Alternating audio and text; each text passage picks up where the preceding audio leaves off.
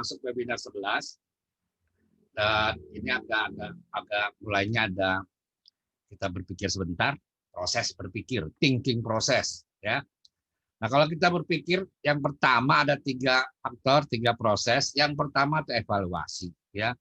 Evaluasi daripada perkembangan buah kita bagaimana. Yang kedua plan, perencanaan, strategi. Dan 3 kalkulasi ya. Itu dia. Daripada itu faktor utama di dalam kita berpikir fundamental ya. Itu dasar, basic dasar yang harus kita mulai dari 3 tahap permainan. Jadi cara yang benar membuat gerakan yang tujuan. Nah, ini dia. Main catur ini Anda harus punya tujuan ya. Jangan lempang jalan. Kalau ini jalannya atau tiba-tiba jalannya nggak ada rancang atau segalanya, itu yang disebut yang buang-buang mubazir. Jadi awalnya kita lihat dari thinking proses dari opening ya. Kalau opening ini Andanya langkahnya dengan baik ya, sampai dengan kalau pemula ini kita harapkan dari 10 sampai 12 langkah secara modern chess opening atau ensiklopedia. Anda main caturnya jadi harmoni antara buahnya, terjadi harmonisasi buah ya, kayak orang main orkestra, itu saling kait-mengait ya. Jadi Grandmaster Igor Smirnov ya dari Ukraina bilang, yang pertama hanya dalam langkah cepat 3 komponen Anda bisa langsung rokade dan menggerakkan buahnya. Yang pertama bidak itu E4 atau D4 yang penting menguasai sentrum. Yang kedua perwiranya dikeluarkan, kuda, gajah, dan rokade lebih cepat.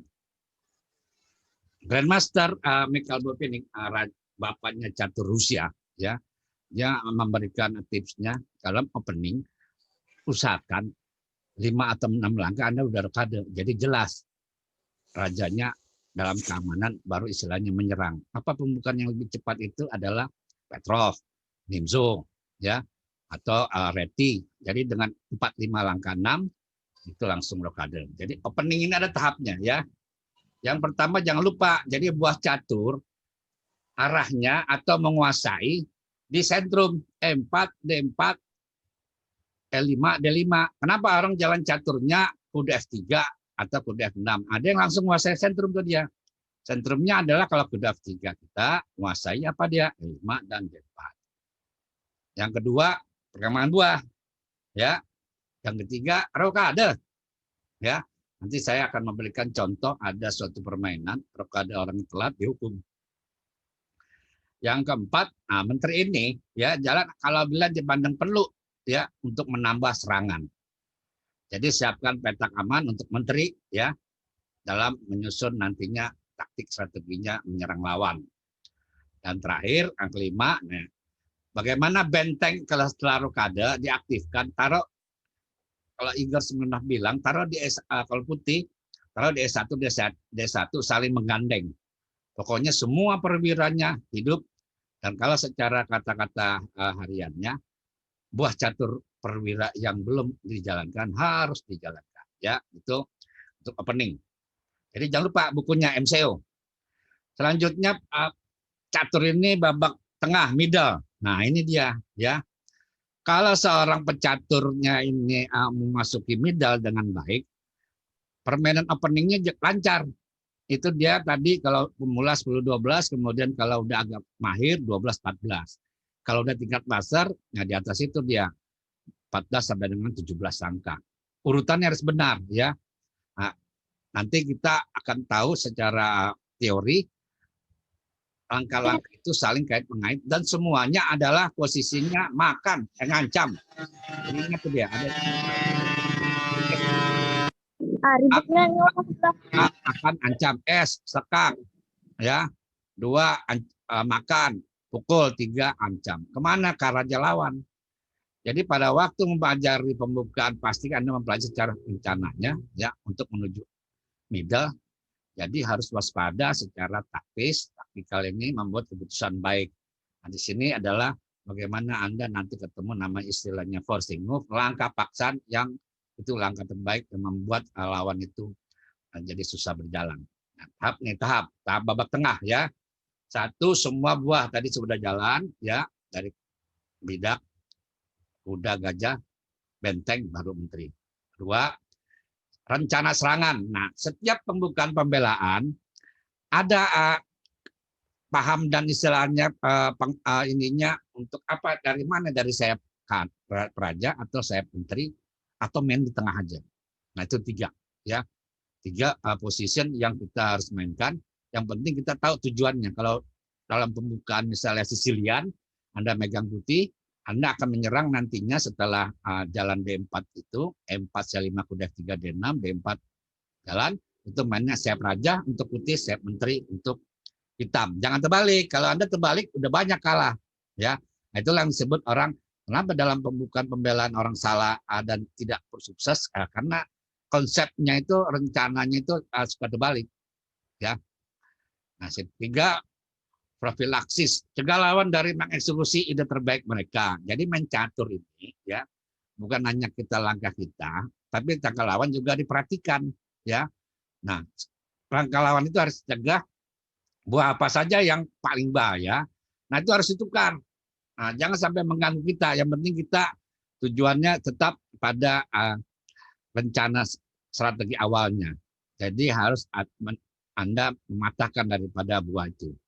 Nomor 4, netralkan peran buah catur terbaik lawan. Nah, jadi ada buah-buah catur yang bahaya kalau udah di tempat itu harus diindak, harus diusir atau diadu. Ya.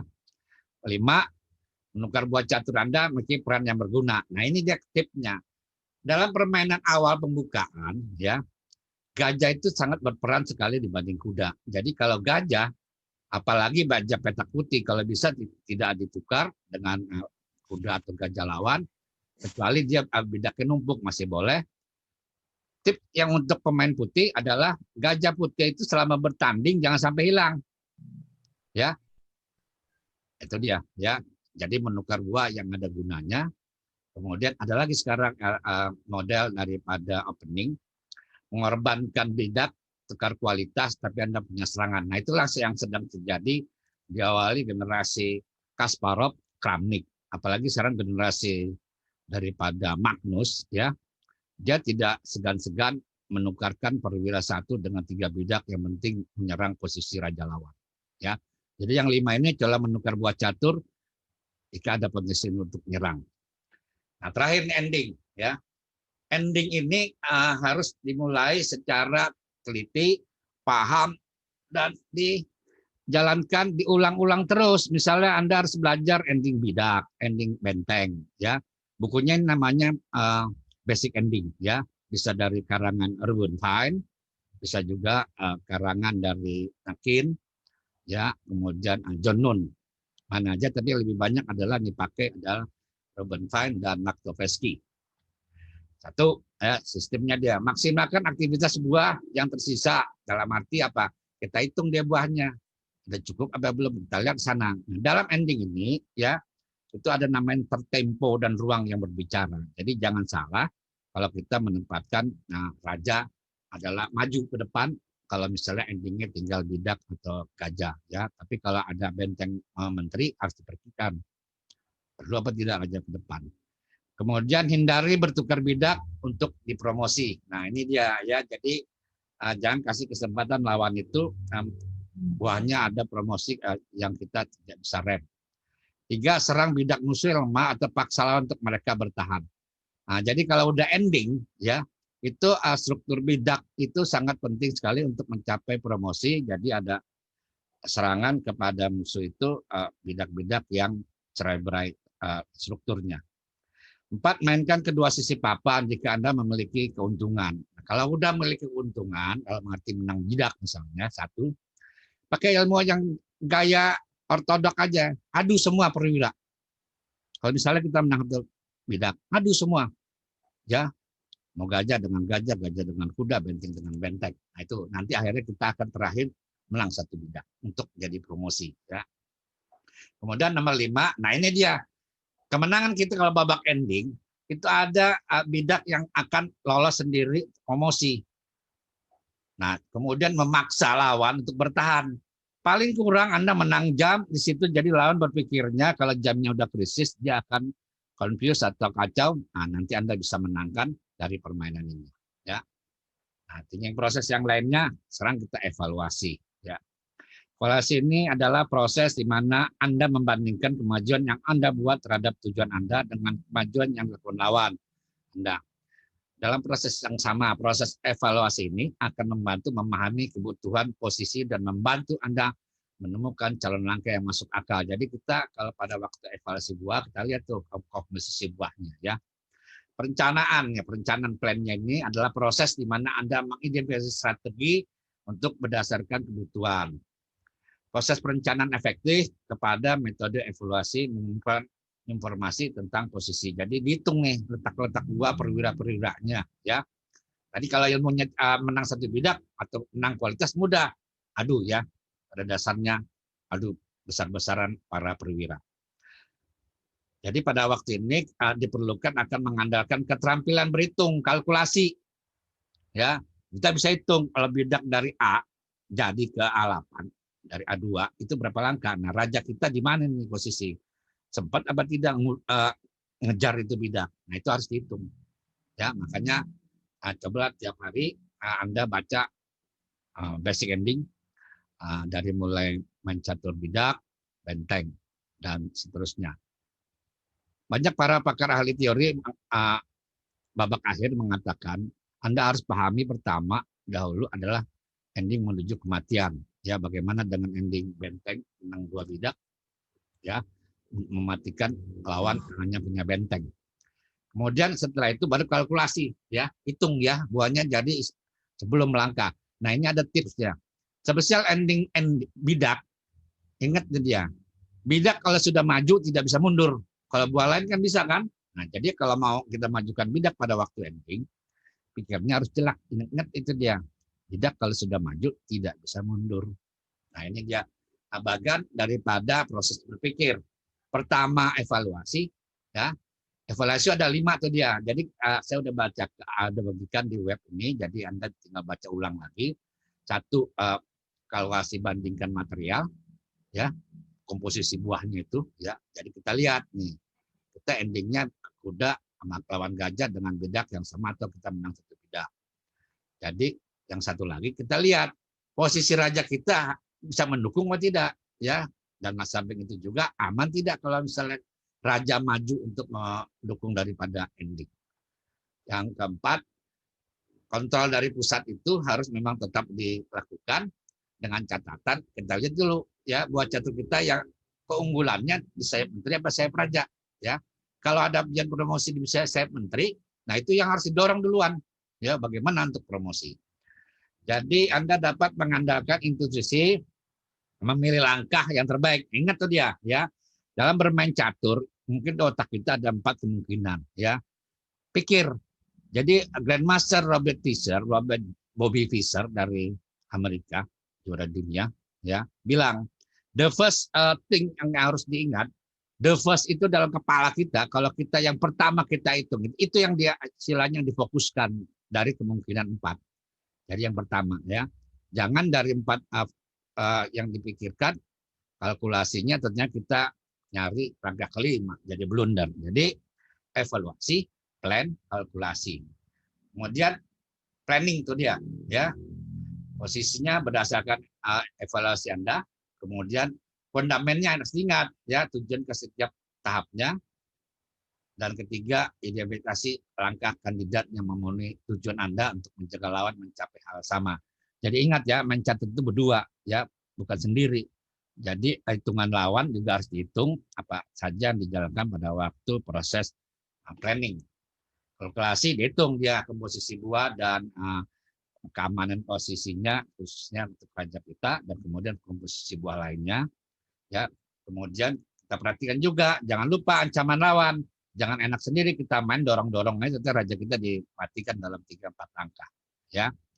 Jadi ingat kuncinya SMA, sekak, makan, ancam, kemudian pilih langkah terbaik di antara itu, ya. Tapi tujuannya ke raja. Jadi ancaman lawan juga diperhatikan. Sasaran kita juga berimbang sama, ya, antara langkah ancaman lawan, kemudian sasaran dan motif kita juga harus jelas, ya. Oke. Kerja ya SMA, skak, makan, ancam. Jadi lebih banyak ide untuk diingat. Jika memungkinkan gunakan tempo untuk meningkatkan posisi. Selalu waspada ancamannya. dan taktik yang ada di posisi tersebut. Jadi kalau kita berjalan, kita harus tanggung jawab. Kalau kuda jalan, kemana ini kuda? Ada gunanya apa tidak? Misalnya dalam pembukaan E4, E5, tentunya Anda jalan kudanya ke E2, bukan ke F3. Nah, itu tidak gunanya, ya, tidak ada ancaman. Jadi kalau mencatur itu harus ada ancaman. Kalau kuda ke F3, jelas ngancam ke E5 lawan. Tapi kalau kudanya ke E2, nggak ada yang diancam. Ya. Dan satu lagi, secara hitungan mengontrol pusat cuma satu petak. Petaknya di E4. Tapi kalau jalan kuda F3, petaknya ada dua. Petak D4 sama petak E5. Ya. Nah ini contoh ya. Contoh dimasuki ending ya dari permainan Topalov ya. Topalov dari juara dunia dari Bulgaria. Ya, kita lihat. Pertama plan yang tadi kita hitung komposisinya ya. Buahnya coba hitung ya. Menteri benteng gajah sama ya. Kemudian bidaknya sama tidak? Sama ya, 3 sama 5. Nah, sekarang kita lihat mana yang bisa diserang, mana keunggulan yang bisa didapat dari misalnya komposisi si putih. Kita lihat sudut pandang putih, ada petak bidak yang di E6 menjadi sasaran, yang kedua itu kuda C6. Ya, kuda C6 yang bisa jadi ancaran tembus langsung ke C7. Nah, untuk hitam ya, sasaran yang akan titik lemahnya adalah di D4 kan. Nah, itu dia. Nah, sekarang pada waktu di sini bagaimana Anda berhitung berkalkulasi, yang satu ngancam ke E6, satu lagi ngancam D4. Nah, tapi tetap saja ya, yang harus dipikirkan makan ancam, posisi raja kita juga perhatikan aman tidak. Ya, raja kita cukup aman adalah putih, bisa kalau disekak di petak bawah 1 bisa loncat ke H2. Nah, kalau hitam ya, nah dia posisi terbuka di sini. Ada petak-petak terbuka, rajanya dalam kondisi di petak putih yang hanya bisa berjalan di H7 dan F7 untuk men-back daripada bidak E6 ya. Sekarang jalan langkah lawan adalah benteng, mencari kelemahan kan. Nah, Anda kalau lagi mencatur, kalau orang ngancam ya, jangan langsung dipikir itu jalan harus ditahan. Kita ancam lagi ya. Nah, mencatur begitu, saling mengancam. Ya. Nah, ini dia kan. Nah, kita berpikir putih nanti akan dapat di C6 kudanya dan C7, dan hitam dapat bidak lemahnya di D4. Nah, tapi ada komposisi tadi kita bilang rajanya si hitam kurang aman. Kenapa demikian? Karena dia terbuka sekali, bisa orang mengancam nanti perwira lawan bisa hilang. Nah, ini dengan menteri C3 ini tanda seru 2 ya. Kelihatannya seimbang kan? Dimakan lagi D4 pakai kuda ya. Dimakan benteng, sekak. Op. Nah, sampai sini kan. Nah, karena harus kita berhitung. Jadi raja kita aman tidak dan taruhnya benar apa tidak pada waktu sekak. Di mana taruhnya yang benar? Nah, itu dia. Rajanya untuk aman kan, udah bisa jalan. Sekak, raja bergeser. Nah, kita lihat tuh dia posisinya dia setelah sekak. Nah, itu dia kan. Hilang kan? Udah kali C1. Udah kali C1. Nah, kita lihat. Nah, jadi makan kita main catur, tuh, lihat ya. Struktur apa prinsipnya? Sekak makan ancam. Sekak dulu kita cari. Sekak kemana tuh raja? Kan begitu. Ya, rajanya hanya 2 petak. F7 sama H7. Kalau dia jalan ke H7, putih langsung menjerat kudanya dengan menteri B1. Sekak. Ya. Nah, menteri B1. Oke. Nah, sekarang pilihannya sekarang dia hanya satu lagi. Rajanya ke F7. Ya, menteri kali C7. Nah, begitu. Hilang tuh kudanya. Menang Anda 1 perwira bulat. Ya. Nah, kalau sudah sampai kita menang 1 perwira, prinsip dasar untuk memenangkan pertarungan ini apa dia? Jadu dulu tuh habis-habisan tuh menteri. Ya, kalau enggak kita promosikan bagaimana bidak-bidak kita yang bisa dipromosi dan tetap ngancam kepada kedudukan raja lawan. Nah, sampai di sini hitam menyerah ya. Topalov yang menang. Baik, saudara-saudara, jadi proses thinking itu harus saudara pahami dan kemudian diulang-ulang ya. Jadi kalau video ini Anda dengar ulang-ulang ya. Jadi nggak cukup sekali itu baca yang sudah kita bikin konsepnya, Anda baca. Jadi kalau kita belajar catur itu jangan lupa mengulang. Nah ini contoh 2, ya masuk ending. Ending benteng gajah ada kelebihan 2 bidak. Nah ada prinsip catur, ya. Kalau prinsip catur, ya kalau ini secara adu-aduan semua kalah nih si putih cepat, ya. Nah sekarang Anda bikin harus bagaimana suatu langkah memaksa supaya terjadi pengaduan, tapi bidaknya ini harus bikin cerai-berai, ya. Nah ini konsepnya. Kalau bidaknya itu cuman ada di uh, A7, ya itu hilang si hitam, ya itu kuncinya untuk menangnya itu ya adalah lihat gajahnya. Kalau gajah petak putih, kalau hanya bidak A7 yang ada, raja nyaman tuh dia. Raja taruhnya di sana A8. Ya, jadi sekarang konsepnya, nah sekarang bagaimana pengaduan, tapi bidak yang B7. Yang jadi bermasalah adalah bidak B7 ini. Nah, dia bisa dorong-mendorong, bisa jadi.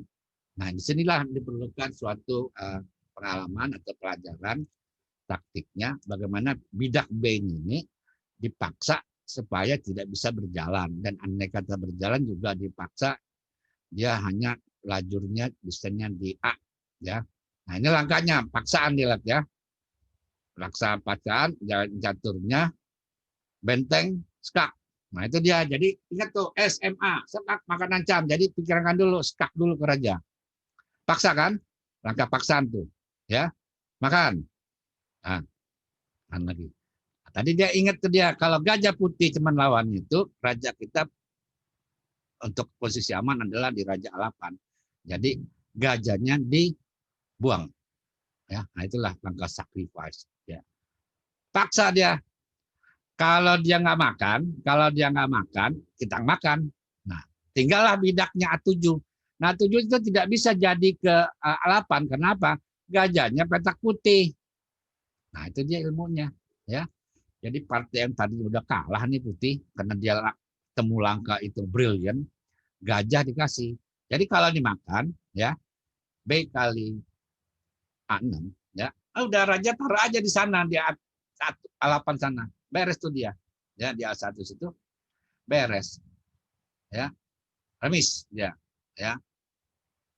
Nah, ini dia contoh daripada berkalkulasi Anda, berhitung Anda kalah 2 bidak tapi bisa remis. Oke. Nah, ini kita thinking prosesnya. Jadi ingat ya, gerakan tempo itu untuk posisi Anda. Jangan lupa tuh dia prinsipnya. SMA, sekak, makan, ancam. Ya. Dan lagi satunya lagi harus dipikirkan development 2 perwira kita openingnya. Jadi fundament daripada mencatur itu jangan sampai lupa ya. Bagaimana memfungsikan daripada perwiranya, mengontrol dan menguasai petak pusat. Nah, tetap opening. Jadi prinsipnya ada 3 ini. Pick ya. Baik, itulah kita mulai dari Anda. Jadi istilahnya ini dijeksi dengan berpikir ya, pemahaman ya, thinking proses. Jadi kalau kita main catur, kalau sudah benar secara teori, lanjutannya gimana? Kan begitu kan? Nah, itu dia ya. Kita hari ini webinar sesi 11 ya, akan mengulas cara bermain dengan English opening ya, English opening dengan pick, modern dan robots. 2 pembelaan ya yang akan muncul tiba-tiba dan dipakai oleh para juara dunia ini sebagai langkah kejutan. Apa dia? Yang pertama Alekhine defend M4 ke F6. Yang kedua adalah pembukaan pembelaan C4 English ya. Bobby Fischer mengatakan kalau orang sudah paham mencatur M4 ya, dia bisa nambah ilmunya dengan jalan B4 atau C4. Yang saya anjurkan kata Bobby Fischer ya, C4 ya. Ini langkahnya sangat posisional sekali dan tidak ada suatu kelemahan dalam posisinya. Jadi kalau Anda bisa mencatur C4 bisa menang, itulah juara sejati kata Bobby Fischer. Jadi pada waktu Bobby Fischer lawan Boris Spassky 1972 kejuaraan dunia, tingkat kemenangan yang diperolehnya itu adalah dia pakai pembukaan pembelaan yang jarang juga dia mainkan. Pertama English, kedua dia pakai Alekhine. Ya, nah itu yang membuat dia unggul 2,5 poin dari dari Boris Pasi, dan akhirnya ditetapkanlah dia sebagai juara dunia. Ya. Sekarang ada dalam dunia catur Hexhawk ya, duri landak itu dia main caturnya tuh. Buah catur kita perhatikan kalau hitam ya, A6, B6, E6, D6 ya. Sekarang sebutkan duri landak. Nah, nanti ada lagi posisinya Mauroski. Nah, selanya itu dia Hexhawk ya. Nah, ini dia ya, English Mauroski bind or black. Kita lihat ini kan posisi di sini. Mauroski ini struktur bidaknya itu unik, bisa dibuat putih, bisa dibuat hitam. Nah, dalam pembukaan English di sini dibuat oleh hitam, ada E5, C5.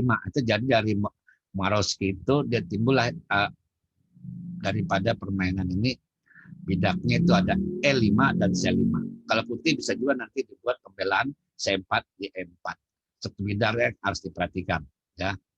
Dia ada loncatan kuda mendukungnya, kuda C6 D4. Nah, itu yang harus diperhatikan, dan titik lemahnya bidak mergang ini dia E5 sama C5 yang harus dia hancurkan daripada permainan ini.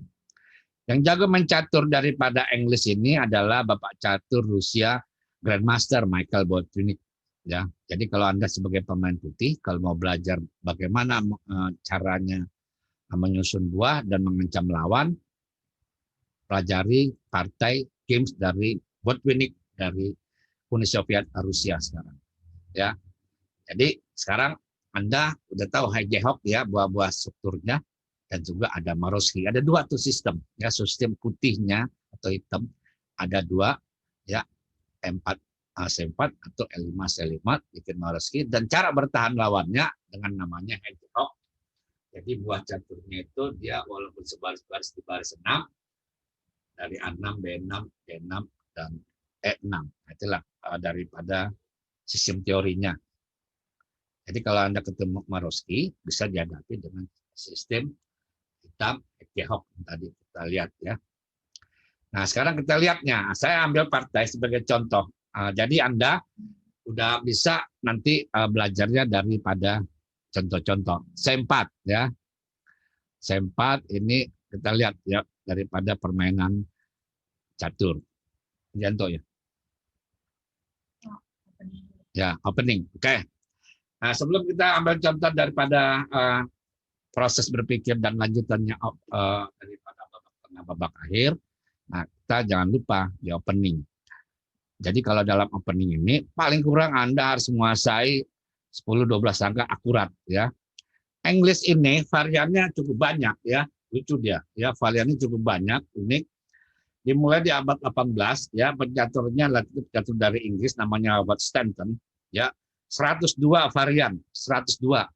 Jadi dia nomor 3 dari pembelaan catur yang banyak variannya. Yang pertama dari Sicilian, yang kedua Heru Lopez. Ya, dia 102 daripada varian-varian Inggris ya. Jadi juara-juara dunianya yang mainkan di sini kalau C4 rajanya adalah Botvinnik, kemudian ada Bobby Fischer, kemudian ada Magnus yang sekarang ini suka pemain catur bukan hanya D4 tapi di C4 ya. Pembukaan English ini ditandai dengan C4 ya. Yang utamanya adalah itu dua tanda panah ya, C5 simetris, yang kedua E5. Yang lainnya itu main line ini ada 9 diagram ya. Tapi variannya 102. Yang utama sekali. Jadi kalau Anda lagi belajar catur, ingat-ingat dulu main line utama dulu yang harus dibahas. Kalau Anda pemain catur C4, yang paling utama yang harus kita pelajari kalau dia menjawab dengan C5 atau E5 ya. Nah, dua model yang bisa dijalankan oleh hitam yang utama ya. Dari pembelaan pembukaan English ini bisa berwujud arah bentuknya bisa akan terjadi kepada Grunfeld, model Grunfeld, English Grunfeld ya. Model misalnya nih ya. C4 kuda F6. Nah, dia jalan kuda C3, putih jalan kuda C3. Nah, ini jalan D5. Jadi tandanya Grunfeld itu adalah apabila C4 atau kuda C3 udah jalankan, nah ini adalah sistem cara lawan English Grunfeld langsung D5. Yang namanya ini pembukaan English Grunfeld ya. Kemudian Nimzo, ya, pembukaan Nimzo. Nah, Nimzo itu bagaimana dia memantek kuda. Jadi lawannya ini jalan caturnya E4, kuda F6, ya. Nah, contoh varian-variannya kuda C3, nah, dia jalan catur E6. Nah, dia jalan misalnya si putih jalan G3, nah, gajah B4. Nah, ini dia Nimzo. Ciri khasnya adalah meletakkan gajah di B4 untuk mengambil kuda. Ya, yang penting dia bidak tumpuk. Jadi pada waktu di sini kalau putih jalan A3, Anda boleh gajahnya tukar gajah kali kuda. Yang penting bidak ke double. Tapi kalau dia jalan menteri C2 ya tunggu aja dulu ya. Jalannya bisa yang lain. Dia bisa jalan rokade atau jalan D5. Nah, kemudian Slav, English Slav, ya. Slav itu dengan tanda C4, C6, ya. C4, C6, kuda C3, ada C3, nah ada jalanlah hitam D5. Nah, ini Slav, ya, Slavia. Lihat terbidak ya struktur untuk hitam, ya. Jadi sebutlah pembelaan C6 D5, Slav, ya, Slav. Kemudian Dutch, Belanda, ya, pertahanan Belanda, C4 F5. Nah, ini Inggris Belanda, ya. Jadi kalau di jalan kuda C3, kuda F6. Kuda F6, kuda C3, kuda F6, kuda di jalan caturnya G3. Ya, G3. Nah, ini jalan caturnya ada model sebut Stonewall, ya. Jadi bentuknya itu dia kayak batu karang. E6 jawabnya. E6. Ya, kemudian gajah G2. D5.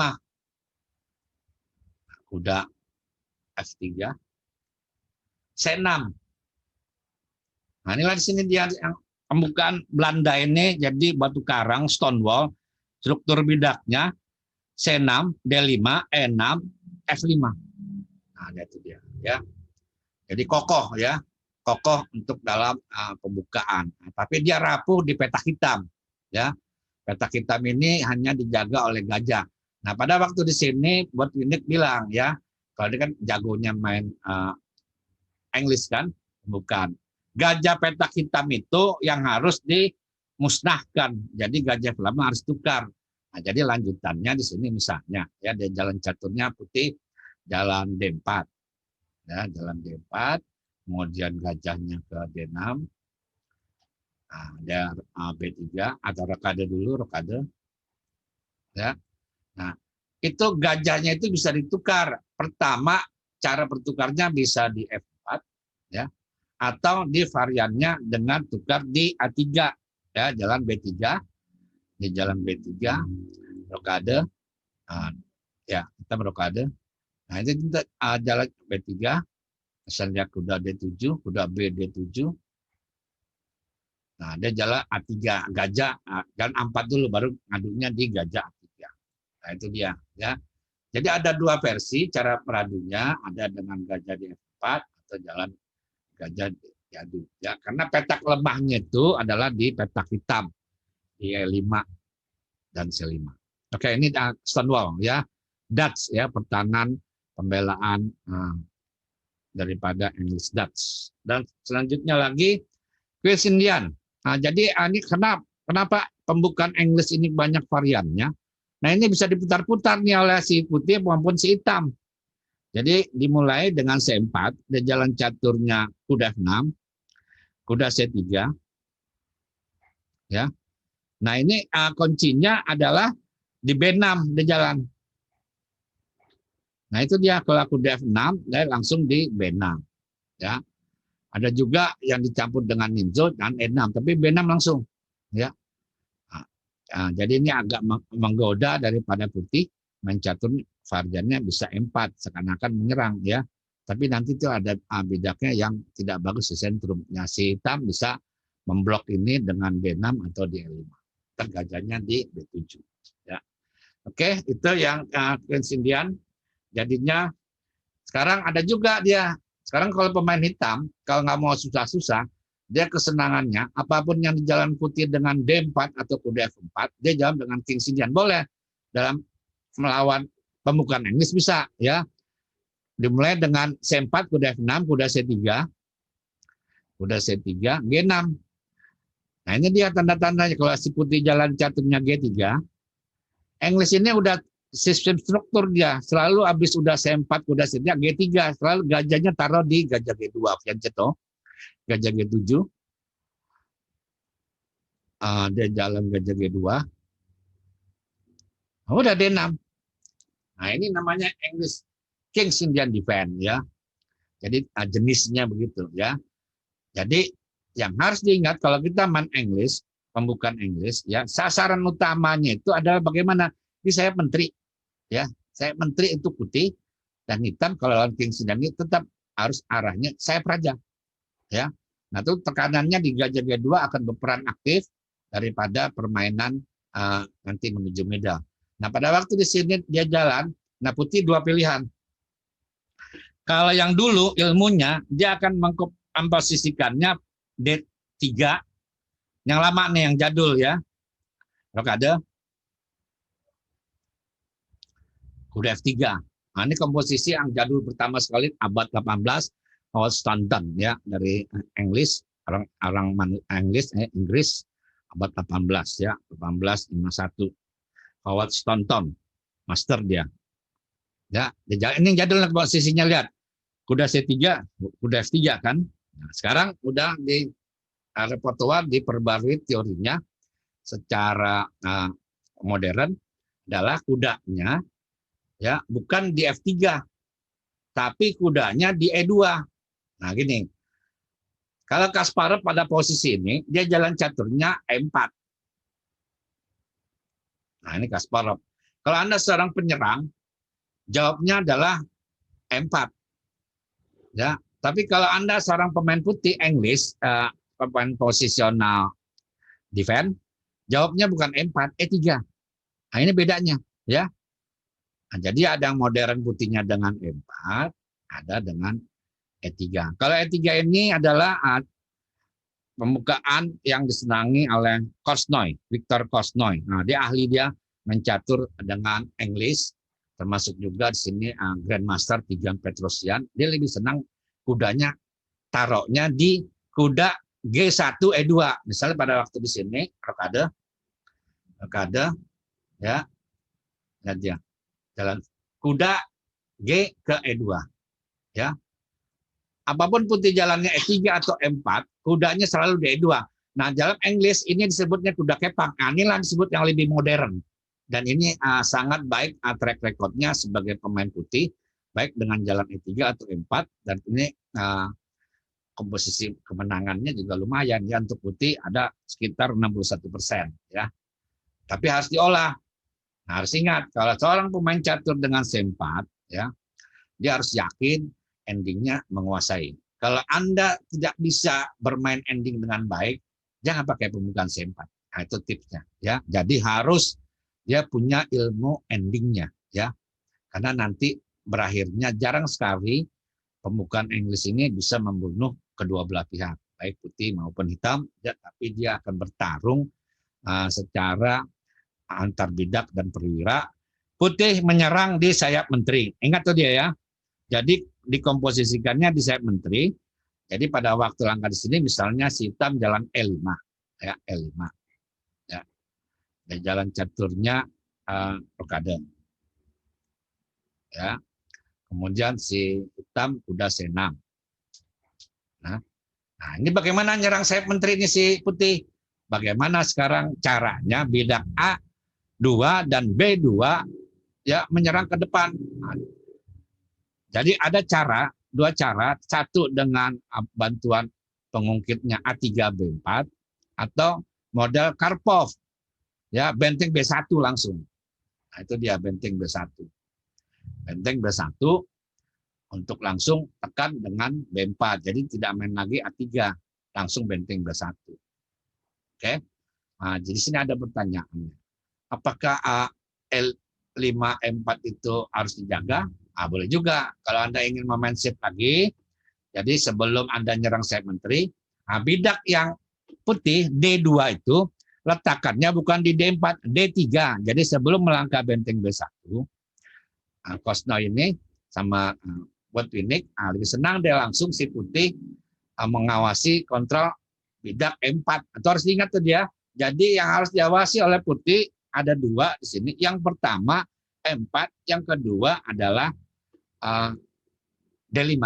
Jadi kalau misalnya si gajah E6 dijalankan, ya itu kan mau maju D5 dia nih, ya. Nah itu harus diblok dulu dengan kuda C3 loncat ke D5. Nah, jadi petak itu dua yang harus dipegang dan diolah sedemikian rupa oleh putih untuk menyerang ke sasaran di sayap menteri diagonal G2, G7 sampai 8. Ya, itulah daripada teori-teori catur baik mainland ataupun yang tidak, tapi garis besarnya ada 9 pembelaannya, modelnya daripada perlawanan hitam.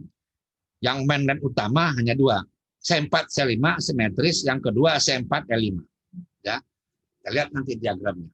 Oke, nah, kita lihat diagramnya daripada pembelaan pembukaan Inggris. Ya, oke, sekarang tampilkan coba diagram mainland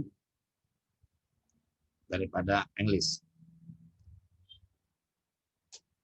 Nah, itu dia, kita lihat contohnya dia. Ya.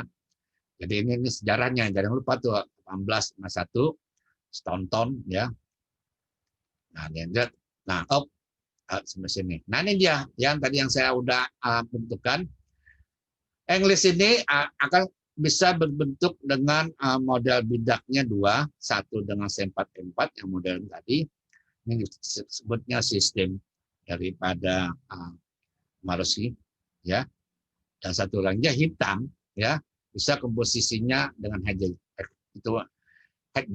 ya, hedgehog ya. Jadi dengan bagaimana cara buahnya melawan dari para mouse itu, posisikan dia pertama gajahnya dulu, gajah di E7, gajah di B7. Yang kedua sampai sana jadi taruhnya dengan jalan B6.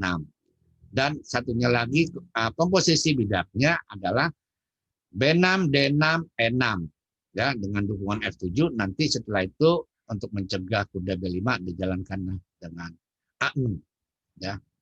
Nah di sini yang paling unik daripada perlawanan hitam, Grandmaster Kasparov, Grandmaster Judith Polgar, Grandmaster Bobby Fischer, dia megang hitam kalau ketemu dengan Maros Giban dia pakai model A6, B6, menteri C7, gajah B7, gajah E7, D6, E6.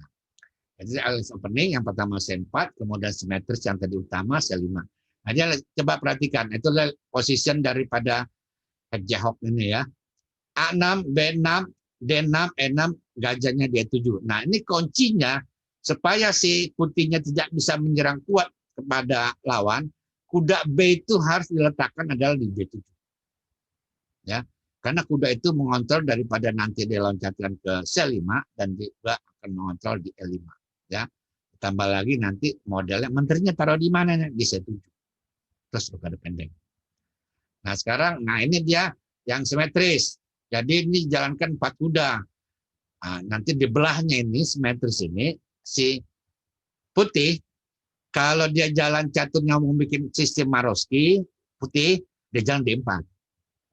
Ya, ini yang simetris. Jadi pada waktu langkah keempat putih yang buat dia jalan dengan D4. Tapi kalau si putih membiarkan tidak mau main D4, dia main caturnya G3, terbalik dia. Nah, sekarang si hitam yang bikin daripada Maros Giban itu kan, dia jalan D5. Kita lihat tuh dia, simetral daripada Rubinstein. Nah, jadi main caturnya yang maju duluan adalah hitam.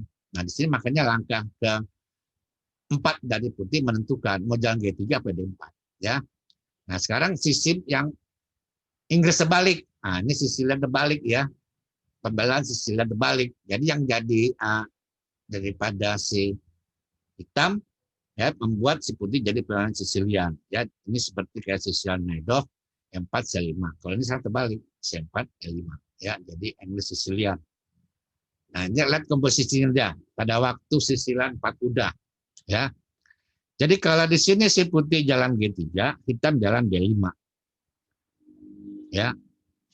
Jadi yang sisilian 4 kuda ini, angka keempat, ya kalau putih jalan G3, dia jalan caturnya adalah D5. Ya. Kemudian ada juga yang sisi Ninzo, dia mainkan ini si Karpov jagonya dengan gajah B4. Jadi Karpov sisi yang tadi udah model kan, Ninzo udah, kemudian King Sindian modelnya, ya, kemudian Katalan. Nah dia ini Katalan. Ya Katalan ini nggak ditandai dengan jalan seperti Gambit Menteri D5 E6. Jadi jawabnya dia pada waktu si lawannya jalan C4, hitam jalannya E6. Ya hitam jalannya E6. Ya jalannya bagaimana bikin jadi Katalan begini? Nah, adalah C4 E6. Dia jalan kuda F3 D5. Dia jalan G3 ya jalan caturnya kuda F6, jalan gajah G2 gajah E7. Nah, terus rokade. Ya, dia rokade. Dia rokade. Nah, komposisinya tetap dia se-English ini. Jalankan ini selanjutannya pada waktu Neo Katalan jalan D4 atau dia menteri C2. Nah, itu dia, ya. Bukan jalan D3 ya untuk putih ini English Neo Katalan. Nah, tadi seperti tadi Queen Indian arahnya C4, kuda F6, kuda F3, B6. Jadi narok gajahnya di B7 ya. Dan satu lagi pertanyaannya, taruh gajahnya F8 di mana kalau model Queen Indian ini adalah taruhnya di E7 atau kalau bisa di B4. Ya. Nah, jadi saudara-saudara kalau belajar pembukaan Inggrisnya inilah dia ya dari varian-variannya. Jadi bisa mengarahkan kemana-mana ya. Bisa dari ke Queen Indian, bisa ke Slav, bisa ke King Indian. Ya. Nah, sekarang kita lihat partai ini ya. Kita contohkan. Nah, Anda harus saya ingat di MC ini harus minimal bisa angka 12 ya. Angka 12 secara benar, secara teori. Nah, kita ambil dari contoh kejuaraan internasional dunia. Jadi kalau kita ambil contoh permainan, kita lihat yang turnamen besar ya. Kemudian siapa yang main Grandmaster. Nah, sekarang kita lihat dari Istanbul Olimpiade yang kebetulan dimainkan oleh Grandmaster Autut Adianto itu. Nah, ini dapat medali emas dari sana ya. Dan ini partainya bagus sekali karena apa? Putih memperagakan pengorbanan bidak ya dengan keunggulan raja lawan masih di tengah. Ya. Oke, C4 ya. Dan itu nanti di tengah jalan ada pengorbanan ala Tal. C4, dia C5, simetris kan? Kuda F3, kuda F3, kuda F3, kuda F6. Ya. Nah, jadi daripada diduluin oleh hitam, kalau dia jalan G3, nah sekarang didahului dulu pembukaannya oleh si putih D4. Ya. Nah, ini modal yang agresif ya, agresif ya. Ini komposisi lihat ya. Lihat E6. Jalan caturnya lagi kuda C3, pengembangan buah ya. Jangan Anda jalan caturnya jaga-jaga ya, pengamanan buah. A6, G3. Nah, ini dia ya. Sistem daripada kalau kita menghadapi Zhok daripada hitam. Jadi ini komposisinya hitam akan bikin Zhok ya. A6 nanti dia akan jalan catur D6, B6 dan gajah B7. Nah, tidak ya, tapi sebelum itu kita lihat di sini nih langkahnya setelah gajah G2 ya. Nah, ini unik dia ya.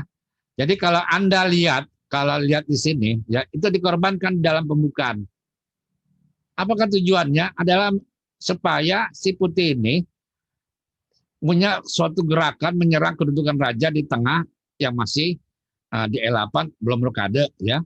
Dan satu lagi tekanan di B7 ya. Jadi pada waktu langkah di sini dikorbankan satu bidak, nanti dengan harapan dia akan mempunyai daya serang yang kuat di sayap menteri dan di tengah. Oke, dilanjutkan dia korban tuh dia jalan caturnya ya C4. Nah, dia. Nah, tapi kita lihat hitung perwiraannya. Berapa perwira yang sudah dijalankan oleh si putih? Udah 3. Kuda C3, kuda D4, gajah G2 dan bisa rokade. Nah, hitam dengan dilakukannya pemukulan menteri C4, dia bawarin 1 perwira keluarnya. Adalah kuda F6. Nah, inilah di sini sekarang bagaimana dengan maksimal, putih menekan daripada kedudukan raja. Nah, nanti Anda dapat pelajaran, ya. Belum tentu Anda dapat bidak di awal, ya, tapi perkembangan buahnya di bawah, Anda bisa mati di tengah. Nah, inilah diperagakan oleh Pak Utut Adianto, ya. Bagaimana raja si hitamnya itu bertengger terus di tengah, karena apa? Dia sibuk membereskan menterinya yang sudah jalan terlampau pagi ke depan dengan mengambil bidak. Oke, kita lanjutkan daripada langkah ini. Oke, nah sekarang pengembangan buah, ya, kita lihat pengembangan buahnya dia. Gajah 4, jelas kan? Jadi dia akan menjalankan buah dengan maksimal. Ada lagi nanti ditopang benteng C1, itu kedudukan rajanya keancam dia, ya. Jadi sudah 4 perwira dia keluar. Ini baru hitam baru 1, ya, dengan hanya jalan caturnya kuda F6. Ya, jalan caturnya di sininya adalah D5. Nah, ini langkah yang jajok yang kurang baik, ya. Pada waktu di sininya dia harus jalan caturnya. D5 ini yang kurang baik dia, ya. Jadi sebelumnya ada kuda C6, jangan ditukar. Nah, ini ada tip bagi Anda. Kalau Anda sudah korban suatu bidak, ya, seperti macam gambit begini, jangan banyak tukar, ya. Tadi kuda C6 langsung kuda mundur. Nah, ini sinilah jalannya di D5, ya. Harusnya tadi hitam, ya. Modelnya jangan makan di C4, ya, maka jazok aja bikin dengan komposisi masih menteri C7 jalan dengan D6 gajah E7 rokade. Itu harusnya jalannya oleh hitam. Tapi di sini dia terlampau bernafsu sekali mengambil bidak, dia pikir aman. Tentunya dipikir-pikir rajanya itu masih di tengah. Nah, sekarang kita lihat bagaimana si putih akan memporak-porandakan dari pertahanan dari hitam, ya. Namanya Espinosa Flores. Oke. Nah, menteri udah susah. Inilah rangka brilian, ya. Rangka brilian memporak-porandakan daripada struktur bidaknya. Hitam dan satunya lagi akan menjerat daripada menterinya ini yang di tengah lapangan dan akan membuat menterinya kalang kabut untuk menyelamatkan dirinya. Ini langkahnya sangat luar biasa, dikorban lagi, ya. Untuk apa? Dia komposisinya adalah itu raja dengan ancaman, ya. Ancamannya apa? Dia dibuka daripada dibongkar pertahanan ini. Setelah misalnya tidak dimakan, putih akan menjalan E kali D, ya. Misalnya jalan D itu gajah 4, nah dia. Gary Kasparov bilang kalau main catur itu, ya, pertahanan baik adalah menyerang. Jadi dalam posisi begini, ya, si hitam ini di jalan D4 untuk menyerang lagi bolak-balik. Nah, inilah dia langkah brilian, ya, ala Tal, korban suatu kuda, ya, dengan catatan rajanya terbuka, ya. Loncatan lihat kuda D5, ya, bisa dimakan dengan bidak, rajanya terbuka. Dan di samping itu juga menterinya ini yang hitam di B4 nanti jadi kehilangan langkah kaki. Oke, ancamannya banyak dia setelah dibuka. Ancaman utama sekali adalah lajur E kalau terbuka, kalau makan kuda, dan satu lagi kuda C6 yang jadi pertahanan hitam akan berkurang. Jadi rajanya bisa dibunuh, ya, bisa dimatikan. Nah, jadi kalau main catur kita perhatikan sekak makan ancam itu ya ancamnya ke raja. Nah, kita lihat dia, ya, lanjutan dari partai ini. Jadi itu dipaksa makan, dimakan lagi oleh si putih. Lajur E-nya terbuka dan raja lawan dalam danger. Nah, ini danger dia nih rajanya. Coba lihat ya, kita teruskan. E kali D. Nah, dia kalah satu perwira tapi serangan kuat. Nah, inilah sistem model serangan ala Michael Tal, juara dunia alis sivil dari Liga, kelahiran dia. Korban kuda, yang penting rajanya bisa dimatikan tuh hitam di tengah sendiri aja tuh dia raja 8, ya. Oke, dan satu lagi ini menteri outside, ya, di B4. Jalan, sekarang kudanya pilih. Nah, ya, itu dia. Ya, kita lihat ya, memaksimalkan suatu permainan, ya, adalah tetap bagaimana raja itu harus dikepung, ya. Jadi pada waktu di sini jangan makan bidak, nanti dulu, ya, bidak D4 jangan dimakan, apalagi makan pakai menteri, salah. Bidak E1 itu tanda seru, ya, itu dia tinggal dorong. Nah, ini ya, pertahanan yang baik adalah menyerang. Jadi hitam nggak mau kalah juga, diserang aja lagi dia, ya, dengan gajah G4 diancam menteri. Nah, Menteri lari sebentar, jadi nggak dimakan ya, salah besar tuh dimakan ya. Kalau dimakan hilanglah daripada serangan. Menterinya D3. Oke, sukan nanti dia akan jalan D6. Apa jalannya sini seperti? Nah ini raja di tengah, coba perhatikan ya.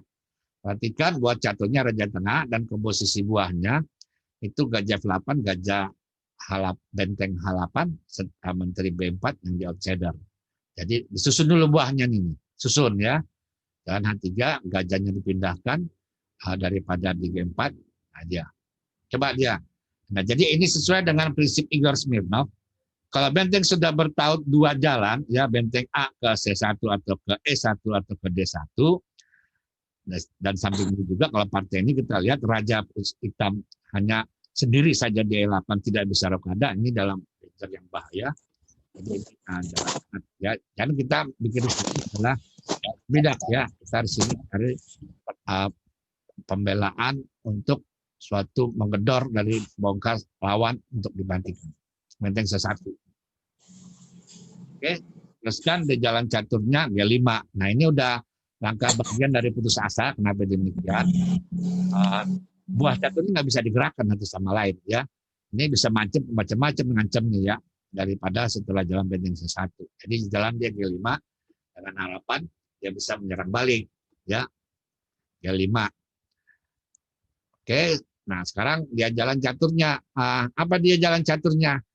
Nah itu dia, sekak makan ancam. Kita lihat kalau sekak benteng kali itu nggak ada guna kan.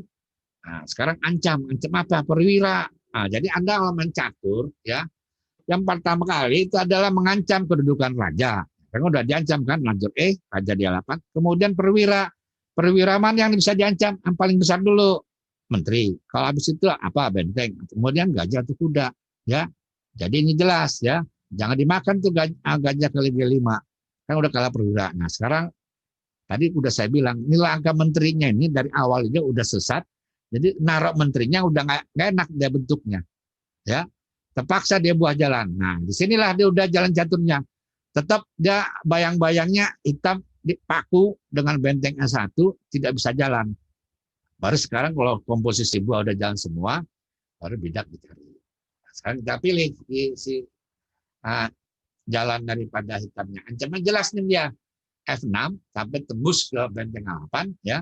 Bisa juga tambahan nanti jalan gajah D2 B4. Apa dia? Yang diancam menteri dan kuda. Nah, itu dia ya. Jadi di sini menang perwira tapi tekanannya lampu besar untuk hitam agak sulit di sininya. Ya. Nah, korban kan dia terpaksa jalan korban nggak ada jalan yang lain untuk hitam agak berat. Terpaksalah korban di jalan makan. Dan sekarang komposisi. Walaupun istilahnya ada serangan dikit agak napas dikit, tetap saja dia rajanya di E8 jadi ancaman terus. Ya, jalan caturnya A6. Oke, A6. Nah, baru kita nih sekarang kita berhitung kalkulasi ya. Bagaimana kita korban atau pertukaran ya yang menguntungkan untuk si putih tetap serangannya kita punya. Nah, ini langkah ini bisa tanda seru, tanda yang istilahnya berani bermain spekulasi. Kenapa demikian? Karena gajah C8 itu setiap saat bisa makan gajah 3 mengancam kedudukan raja. Nah ini hitungannya harus akurat ya. Kalau tidak akurat ini sih bisa terbalik ini dia. Ya ini cukup akurat, ya sangat baik sekali. Jadi pertahanan daripada hitam satu-satu perwiranya dicopot, diadu ya dengan hitungan. Itu gajah kali H3 itu sudah diperhitungkan. Nanti awas hati-hati di raja bisa dimatikan di G2. Ya, gajah di sana. Oke, dia jalan caturnya makan. Nah, kita tuh bahaya tuh hati-hati dia. Gajah kali C8 makan H3 mati di G2 putihnya ya. Nah, disinilah barunya. Ini baru Michael Tal ya. Jadi pengorbanan. Jadi bukan hanya korban kuda perwira tapi benteng ya. Dari benteng di sini, nah itu dia tembok daripada pertahanan daripada hitamnya sudah dimakan, ancamannya berurut-urut ya. Ya gajah, ya. Raja tetap di tengah, istilahnya nih mati tegak berdiri dia, ya. Kemana dia mau jalan? Kalau Raja L8 menteri ke F8, ya. Kalau ke D7 udah hilang satu perwira, ya. Dan kemudian tinggal mematikan aja di benteng C7. Oke? Nah, sampai di sini biasanya kalau Grandmaster, kalau raja udah dikejar kejar, perwira hilang satu, nggak ada ancaman nyerah, ya.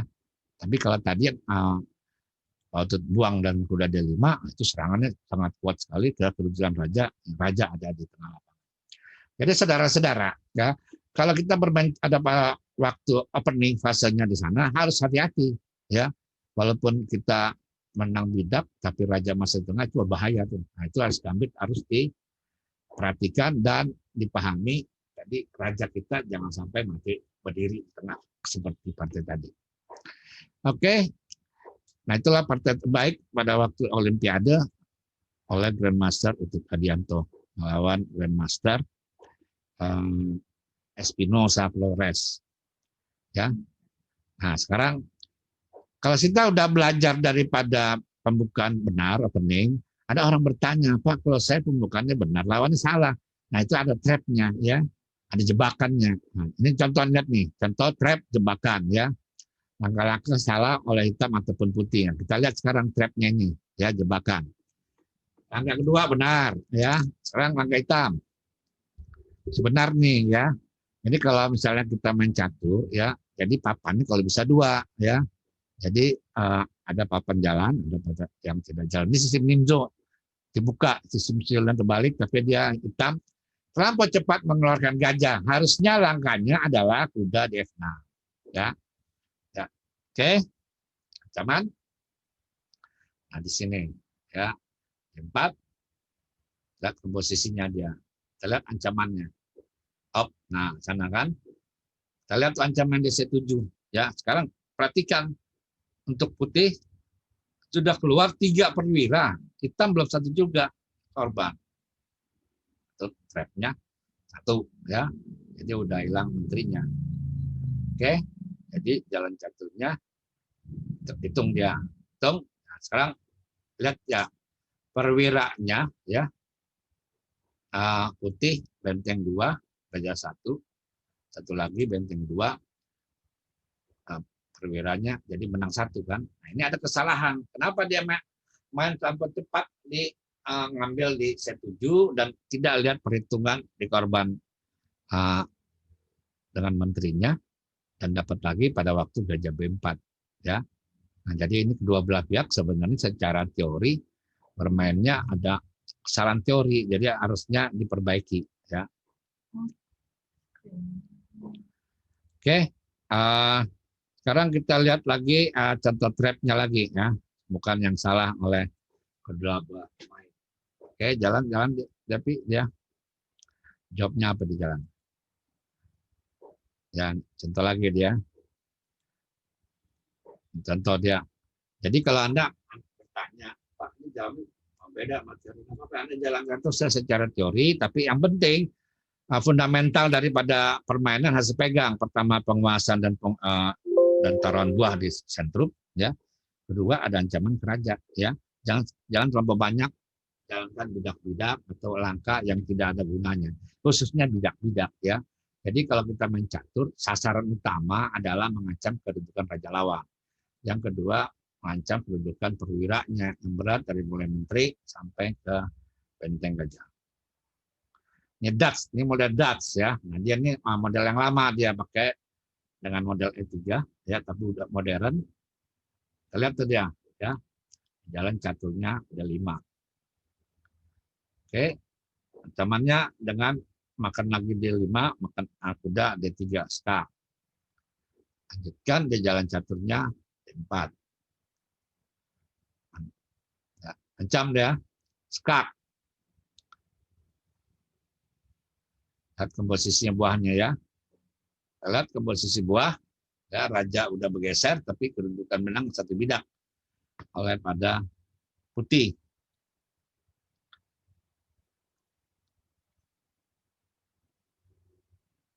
Nah, coba lihat kita ancaman tadi kan, ancamannya banyak, ya.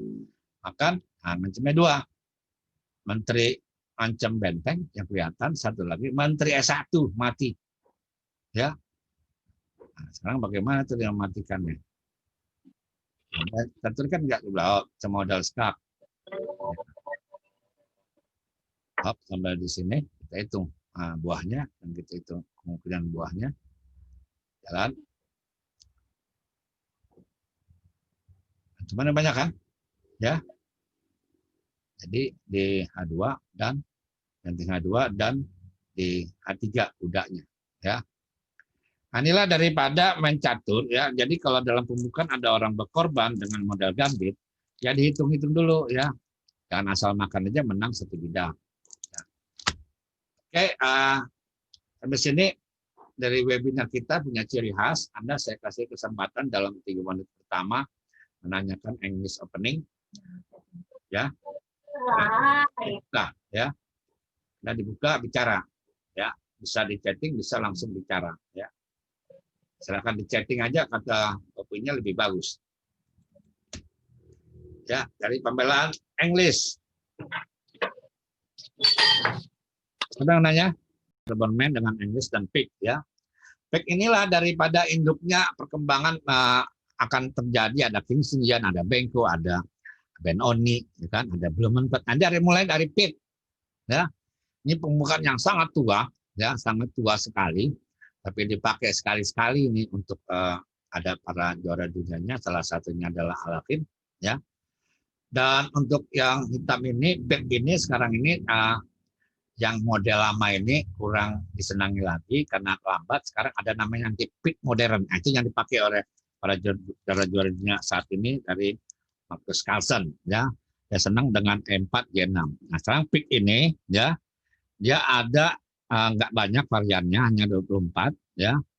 Dan ini sebenarnya pembukaan ini atas nama orang itu, Pit itu, dia atas nama master dari Yugoslavia, namanya Vasja Pit ya. Namanya itu Vasja Pit dari Yugoslavia ya. Jadi ada modern, ada yang model lama begini. Jadi ditandai Pit ini dengan E4 D6 ya, E4 dengan D6. Oke, komposisinya lihat ya. Kuda F6, jadi pembelaan ini kuda F6, D6, G6, gajah G7, rokade. Nah, sekarang pada waktu posisinya langkah keempat, ya, kita lihat tuh dia, ada kemungkinannya F4, kuda F3, F3, gajah E3, G3, gajah G5, gajah C4, gajah E2. Nah, saya kasih tahu di sini, karakter dari suatu pembukaan. Nah, jadi Anda harus tahu juga ya, psikologis karakter suatu pembukaan opening ini masing-masing punya model ya, punya jenis. Jadi kalau Anda seorang pecatur yang menyerang, ya ingat tuh dia, attack ya, menyerang, agresif, menyerang. Variannya apa aja langkah keempat untuk putih? Pertama, Anda jalan caturnya dengan pembukaan Austrian attack F4. Nah, ini pembukaan yang disenangi oleh Bobby Fischer. F4 ya. F4, jadi dia komposisinya menyerang di pusat tengahnya di E5 dan kemudian akan dilanjutkan dengan rokade pendek. Nah, sekarang kalau jalan ini F4 kan, kalau Anda main sistem yang ortodok klasik ya, itu adalah kuda F3 dan ini langkah yang populer digunakan oleh sistem namanya sistem Karpov, dan Karpov ini adalah ahlinya daripada main caturnya klasikal sistem, makanya kuda F3 ini ditandai dengan sistem Karpov. Dan secara track record hasilnya sangat luar biasa. Karpov pegang putih kalau lawan Pit defend begini ya.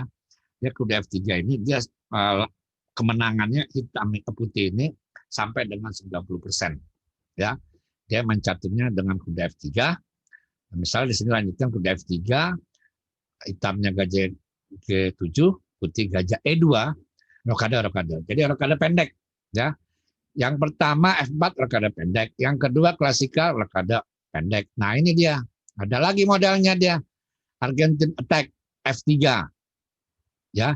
Nah, ini agresif untuk si putih, dia akan mencapai tujuannya adalah menyerang masing-masing sayap. Dengan lanjutannya si putih nanti rokade pendek panjang, hitam rokade pendek. Nah, misalnya dia jalan F3, hitam jalan gajah G7, putih jalan gajah E3, kemudian rokade menteri D2, dia jalan caturnya kuda C6, dia rokade panjang.